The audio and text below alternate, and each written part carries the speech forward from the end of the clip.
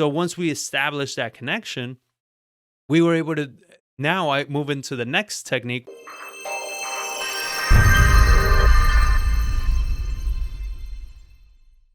which is determine their true motivation. Why is it they really want to sell their home? Why is it they really need to sell their home? And I've covered this before in the previous videos, but cash isn't it.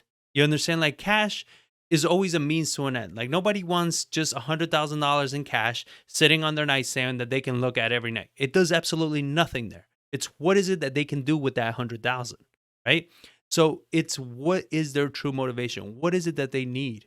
And this is where you can show them and educate them on how it is that working with an investor is going to be much better for them depending on what it is that they need, right? Working with an investor, you have the ease of working with an investor that's just one person, right? You're dealing with one investor. They're coming to your house one time, they're looking at the property, they're giving you an offer, you accept it, we close on the deal. That's it. You're done. Versus if you're dealing with an agent, right? Now you probably have multiple people walking your property. You got to see what different offers. You got to keep your property ready for listing. You're going to have inspections. You're going to have appraisals. You're going to have, it's going to take a certain amount of time to close, the lender, all these middlemen and all these moving parts.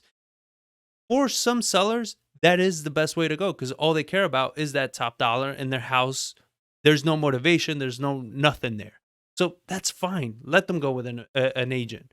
We want to find the people that's not really what they want to do. That's not really the option, the road they want to go down. Because then at that point, now you're dealing with it's either you or another investor that's going to get this, right? So now you want to find that true motivation. And a lot of it is educating them, showing them what are the benefits of going with an agent versus what are the benefits of going with an investor, right? And when you can show that, you can kind of determine which way they're leaning, right? If they lean more towards the agent, it's going to be much harder to rope them over because, I mean, with an agent, if they don't care about being on the market, they don't care about having people walk through the property, they don't care about any of those things, they're always going to get more money from an agent, listening on the market than they are dealing with you.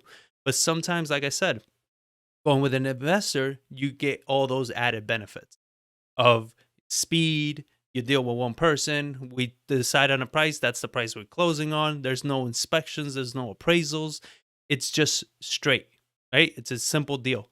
And then you start seeing like what is the speed that they need to sell in, right? Maybe they need more time. Maybe they need to close and you need to lease it back to them so they have a few weeks to be able to move out. Maybe it's the terms of the sell, right? Maybe you can always negotiate things with them. Maybe it's they need help.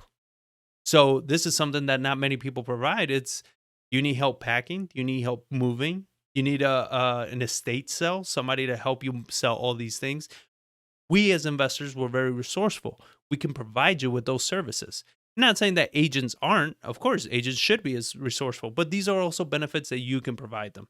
So you can help them from A to Z and make it as easy as possible for them, but they don't have to do anything. You don't have to do any repairs on the house.